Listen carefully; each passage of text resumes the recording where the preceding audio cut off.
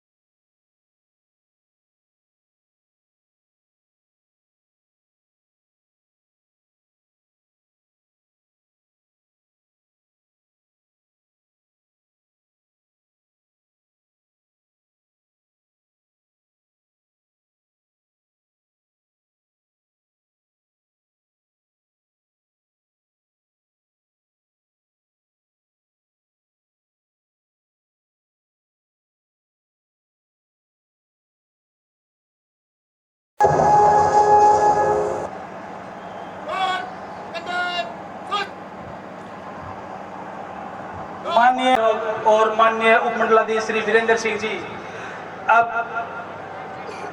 Parade का निरीक्षण करेंगे। जो दिशाएं वीरों के इस गान से हमें मिली आजादी, वीरों के बलिदान से। माननीय मुख्य अतिथि महोदय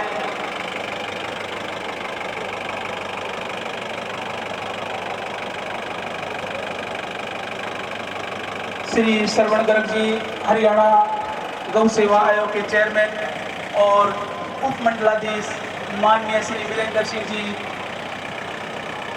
खुली जीत में साथ लहरा रहा है। हमारे ओज का प्रहरी, हमारी अस्मिता का प्रतीक। माननीय मुख्य अतिथि महोदय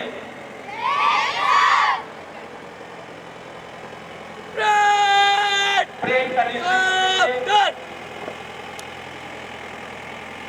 सीनियर सेकेंडरी स्कूल बड़वान, उसके बाद एनसीसी की टुकड़ी public school, government girls public school Shivadi टुकड़ी के सामने से गुजरते हुए हमारे मुख्य अतिथि महोदय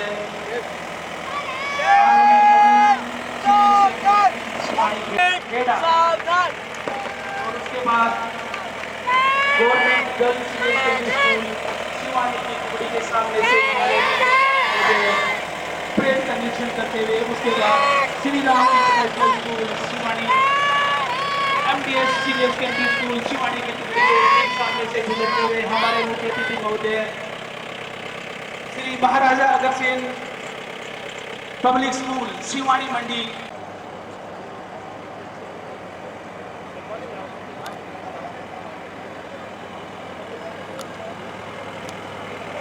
हरियाणा गौशाला आयोग हिसार और भिवानी के अध्यक्ष श्री असीम मित्तल जी भी उनके साथ है। मुख्य अतिथि महोदय ने परेड का निरीक्षण किया। बड़ा ही शानदार, बड़ा ही मनोहारी दृश्य हमारा भव्य कार्यक्रम पुनीत पावन पर्व स्वाधीनता दिवस का ये भव्य कार्यक्रम उपमंडल स्तर पर आयोजित हमारे मुख्य अतिथि महोदय भारत माता की,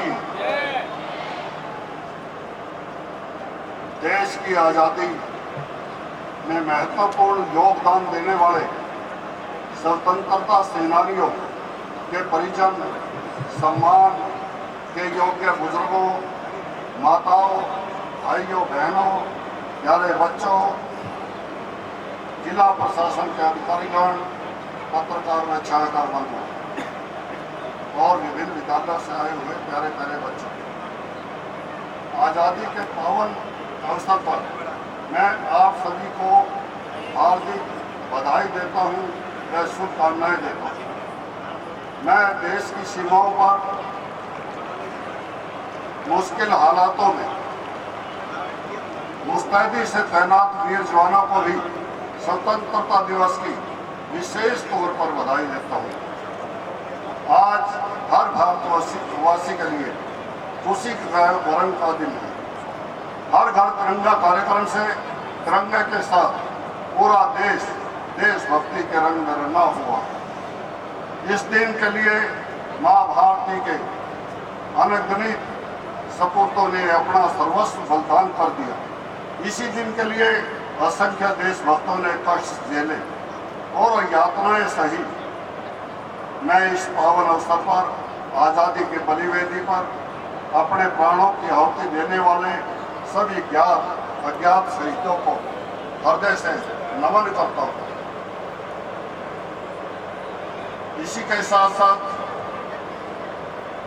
जिन्होंने आज़ादी के बाद देश की एकता व अखंडता की खातिर अपने प्राण न्यौछावर कर दिए, उन्हीं के अनुपम बलिदान के कारण आज हम आज़ादी की खुली हवा में सांस ले रहे हैं। मुझे आज यहाँ ध्वजारोहण करते हुए गर्व की अनुभूति हो रही है। भाई और बहनों, हम सभी जानते हैं आज़ादी के आंदोलन की पहली चिंगारी 10 मई 1857 को हरियाणा के अम्बाड़ा में ही फूटी थी। उस चिंगारी ने आगे चलकर ऐसा जन आंदोलन खड़ा किया जिसके बलबूते हम 1947 में अंग्रेजी हुकूमत को उखाड़ फेंकने में कामयाब रहे। इस आंदोलन के बलिदानियों की देशभक्ति से हमारी युवा पीढ़ी प्रेरणा हासिल करे।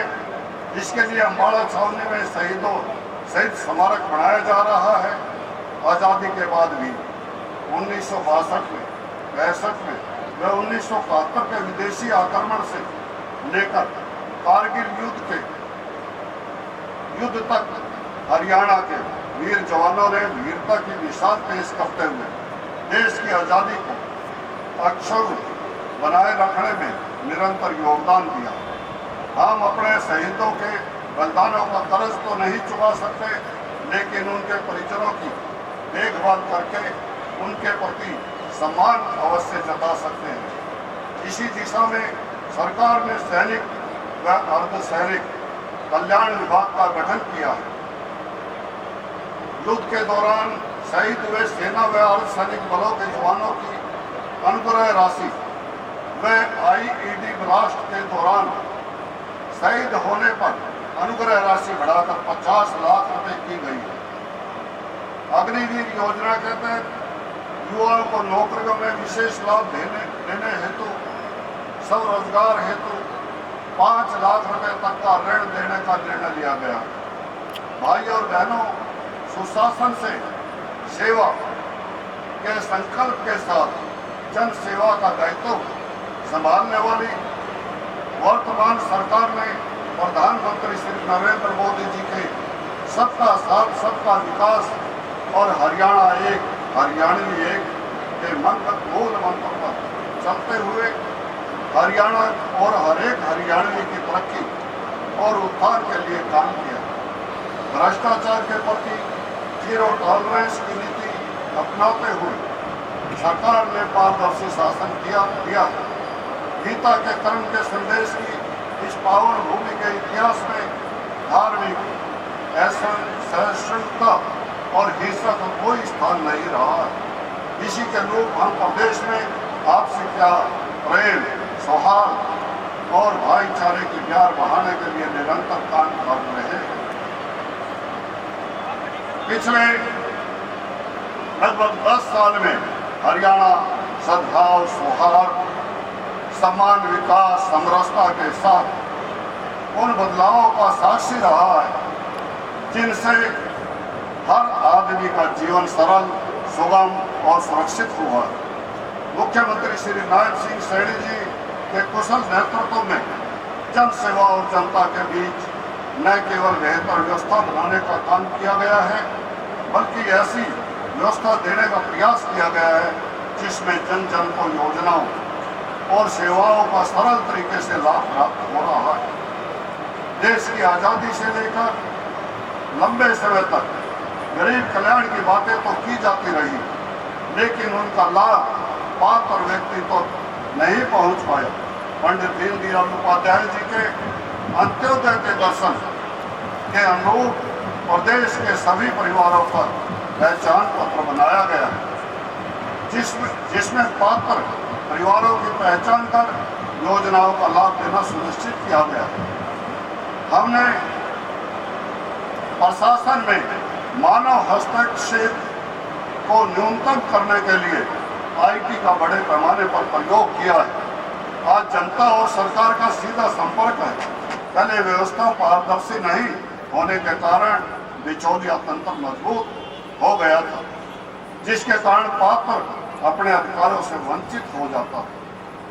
लेकिन आज हर सरकारी योजना को पारदर्शी तरीके से लागू किए जाने के लिए घर बैठे ही गरीब परिवारों को बेटी की शादी का सबूत, बुजुर्ग, विधवा और दिव्यांगों की pension, BPL card, Chirayu card का लाभ कंप्यूटर की एक क्लिक से सीधे पात्र के खाते में आ जाता।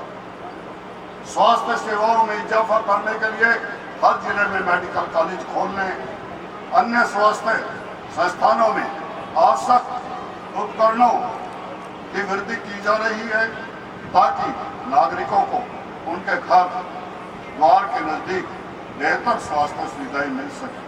सरकार द्वारा रेवाड़ी में प्रदेश का पहला एम्स स्थापित किया जा रहा है।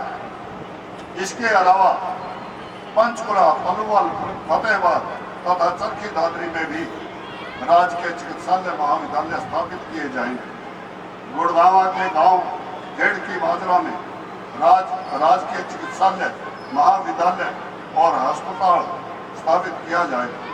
राज्य के सभी सरकारी चिकित्सा महाविद्यालयों में प्रधानमंत्री भारतीय जन औषधि परियोजना के तहत प्रधानमंत्री भारतीय जन औषधि केंद्र खोले गए।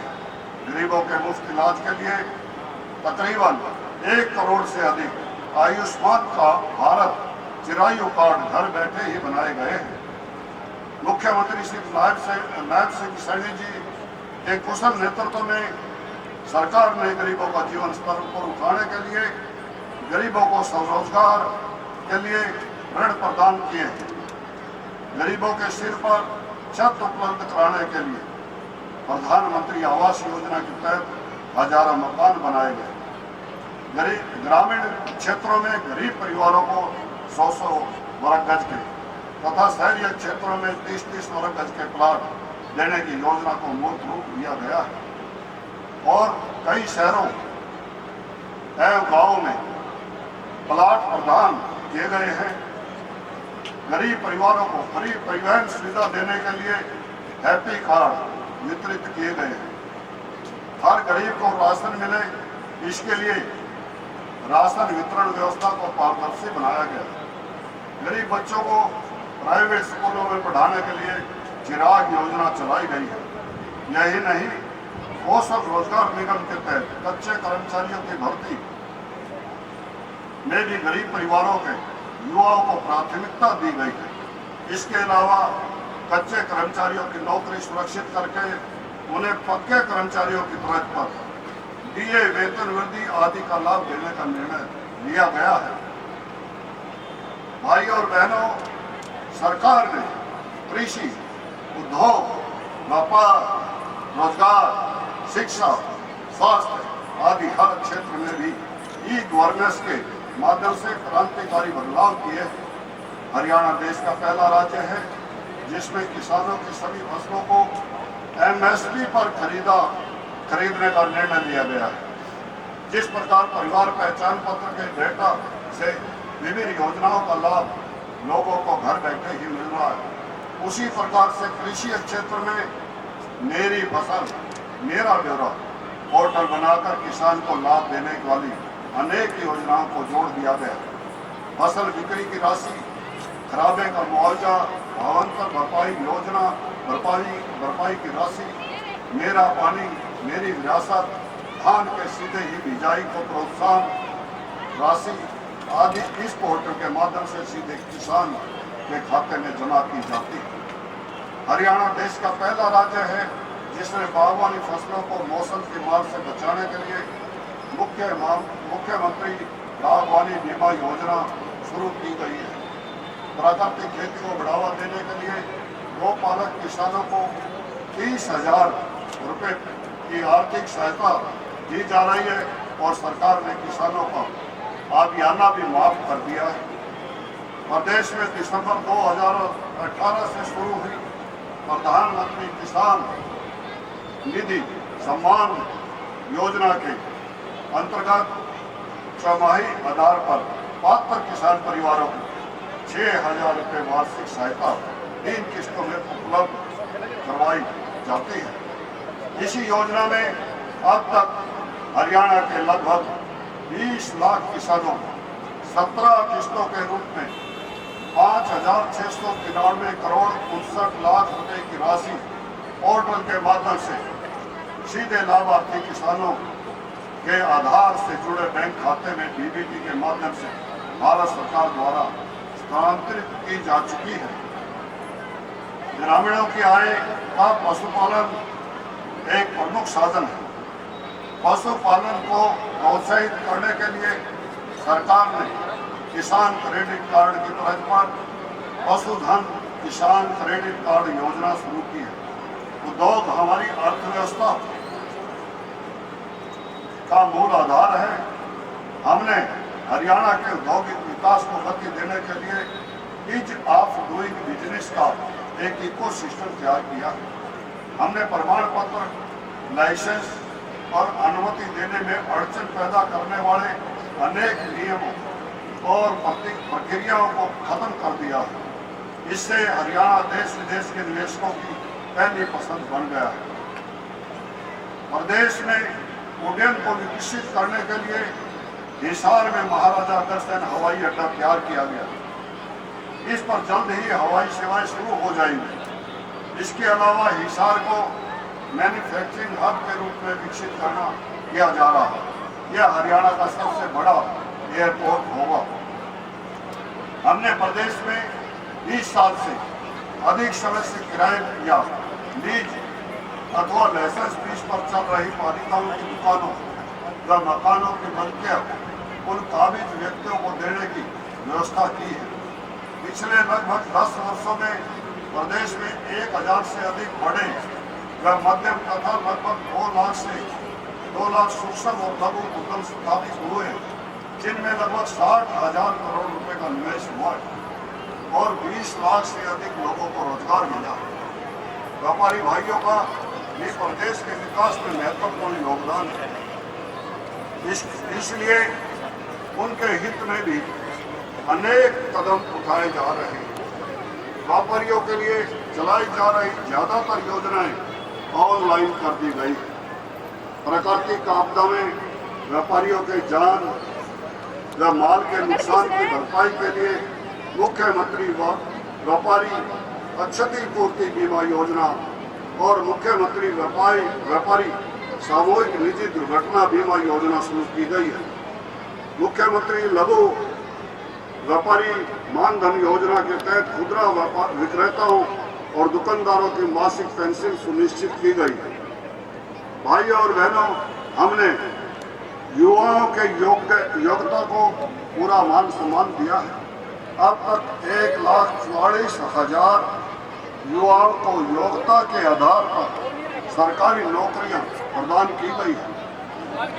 यशस्वी प्रधानमंत्री नरेंद्र मोदी जी के नेतृत्व में गरीब अंत्योदय के जीवन को सुगम करना सरकार का लक्ष्य है। उज्ज्वला योजना के तहत करीब 50 लाख बीपीएल परिवारों को 500 रुपये में गैस सिलेंडर मुहैया करवाने का निर्णय लिया गया। इससे अधिक की राशि हर माह लाभार्थी के खाते में डीबीटी के माध्यम से वापस दी जाएगी। आज खेल जगत में हरियाणा का बड़ा नाम है। हमारे युवा बड़ी उपलब्धियां प्राप्त कर देश प्रदेश का नाम रोशन कर रहे हैं। मेडल जीतने वाले खिलाड़ियों को नगद पुरस्कार देने के साथ साथ सरकारी नौकरियां दी जा रही हैं। अवार्ड पाने वाले खिलाड़ियों को मासिक मानदेय भी दिया जाता है। पेरिस ओलंपिक में पदक विजेता खिलाड़ियों को अपनी ओर से बधाई और शुभकामनाएं देता हूँ। भाई और बहनों, सरकार ने पंचायती राज संस्थाओं के पदाधिकारियों के मानदेय में 2 गुनी वृद्धि की है। ग्रामीण क्षेत्रों के सफाई कर्मियों चौकीदारों का मानदेय भी बढ़ाया गया है।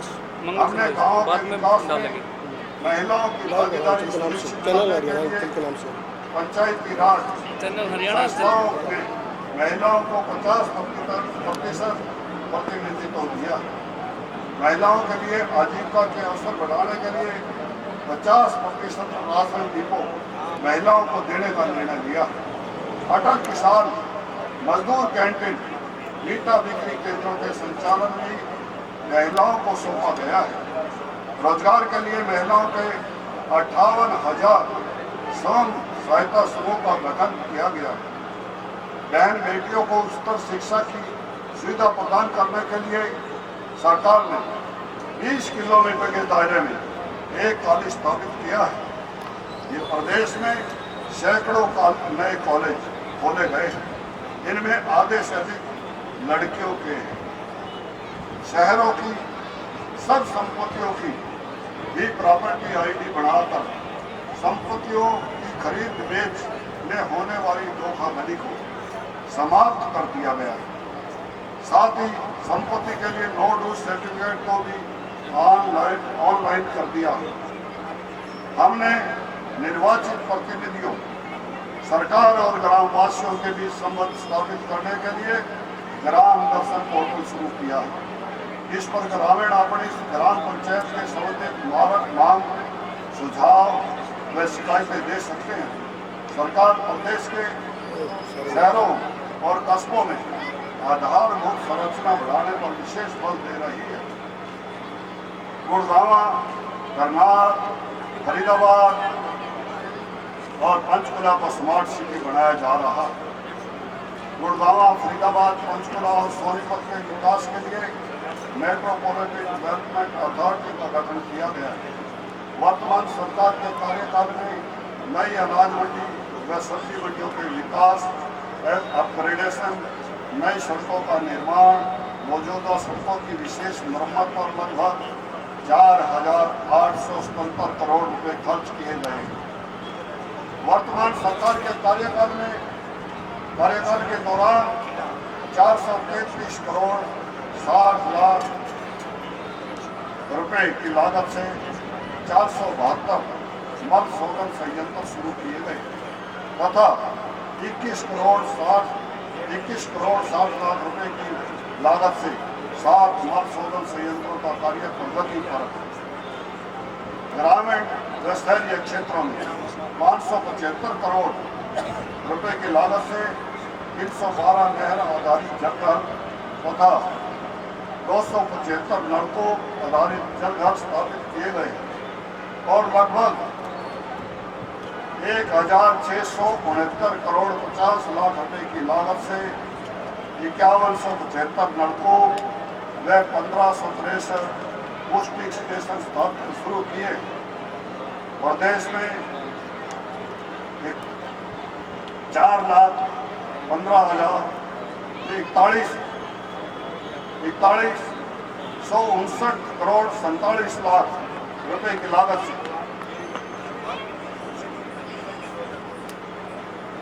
24,23,551 किलोमीटर लंबी पाइपलाइन बिछाई गई है। औपचारिक अपशिष्ट जल के पुनः उपयोग करने की नीति के तहत प्रदेश में दिसंबर 2028 तक 7% औपचारिक अपशिष्ट जल का उपयोग करने का लक्ष्य रखा गया ताकि इस औपचारिक जल को सिंचाई के लिए उपयोग में लिया जा सके। इस औपचारिक अपशिष्ट जल के दोबारा से उपयोग में लाने के लिए तेजी से कार्य किया जा रहा है ताकि विशेष प्रभाववान भूजल क्षेत्रों के साथ साथ शहरी क्षेत्रों में भी औपचारिक जल का आसानी से उपयोग किया जा सके। हर घर नल से जल का कार्यक्रम में 15 लाख घरों को स्वच्छ पेयजल पहुंचाया गया। सरकार ने पिछले 10 सालों में जातिवाद, क्षेत्रवाद और भाई भतीजावाद से ऊपर उठकर काम किया। आइए स्वतंत्रता दिवस के इस पावन अवसर हम अपनी महान संस्कृति, परंपराओं और उच्च नैतिक मुद्दों पर चलते हुए देश और प्रदेश को स्वच्छ, स्वस्थ और खुशहाल एवं समर्थ बनाने के लिए एकजुट होकर संकल्प लें। मैं पुनः आप सभी का हार्दिक अभिनंदन करता हूं और स्वागत करता हूं। जय हिंद, जय हरियाणा, भारत माता की जय। बहुत बहुत धन्यवाद। बहुत बहुत धन्यवाद माननीय श्री श्रवण गर्ग जी का, जिन्होंने अपने ओजस्वी उद्बोधन में देश और विदेश की विभिन्न नीतियों से हमें अवगत कराया।